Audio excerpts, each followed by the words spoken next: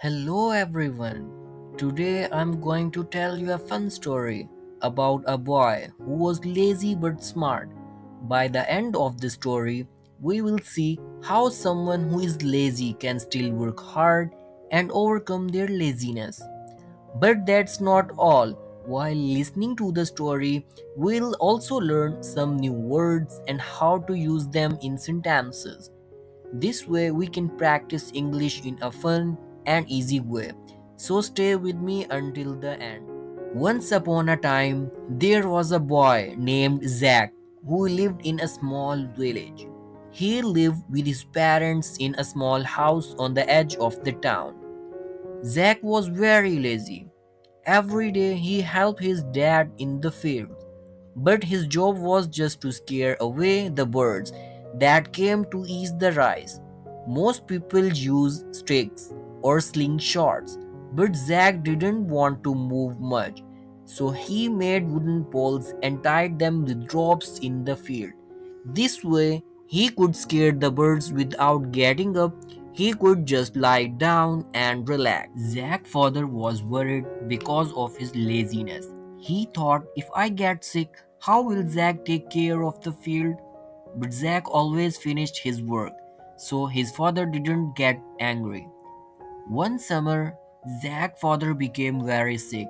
Zack had to take care of the field by himself. He tried, but he was not used to working hard. After a few weeks, the crops started to die because they didn't get enough water. Zack couldn't save them on his own. One night, Zack sat outside feeling sad. He thought, why didn't I work harder before? Now my family is in trouble.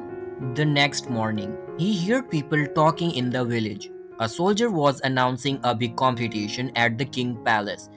The winner would get a chest of gold. Zack thought, this could help my family. Without thinking much, he decided to join the competition. The villagers laughed at him. They thought, how can a lazy boy like Zack win against strong people from all over the kingdom? But Zack didn't care. He had 3 days to get to the palace, so he left early. His parents didn't think he would win, but they hoped he would make him work harder. After 3 days, the competition began. All the participants were gathered by a big lake. Many of them were strong, and this made Zack nervous. How can I beat them? He thought. Then the rules were announced.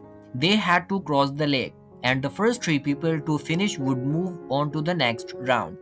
The countdown began. 3, 2, 1, go. Everyone jumped into the lake and started swimming. But Zack stayed behind. He thought, I can't win if I just swim. Suddenly, Zack had an idea. He ran to the forest, found some broken branches, and made a small raft. He used another piece of wood as a paddle. This is a race to cross the lake, not a swimming race. Zack thought, I might not be strong, but I can be smart. While the other swimmers got tired, Zack paddled slowly across the lake. He passed many of them and finished third, moving on to the next round. The next day, the final competition started. Each person was given a big wooden block. The task was to push the block 1 kilometer to the finish line. There were many tools to choose from, but each person could only take one. The first contestant grabbed a rope and started pulling his block.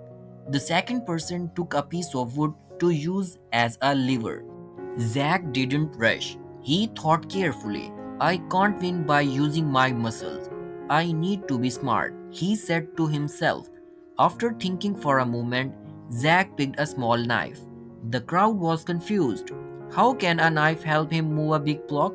They thought. But Zack didn't push the block. He started carving the block into a round shape, like a ball.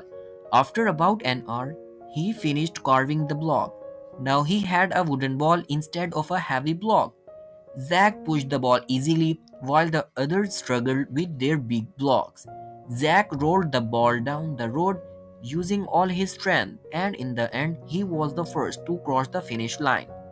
The crowd cheered. No one expected the lazy boy to to win. This story shows the lazy people can be smart, but to do something great, they need a strong reason, just like Zach love for his family. So, if you ever feel lazy, find a big reason to work hard, like your family, your dreams, or proving others wrong. A strong goal can push you to do your best. Today, we learned some new words and phrases. Remember, learning English can be enjoyable when you practice a bit each day. Keep listening, learning, and improving. And don't forget to subscribe. Thank you for watching, and I'll see you in the next story.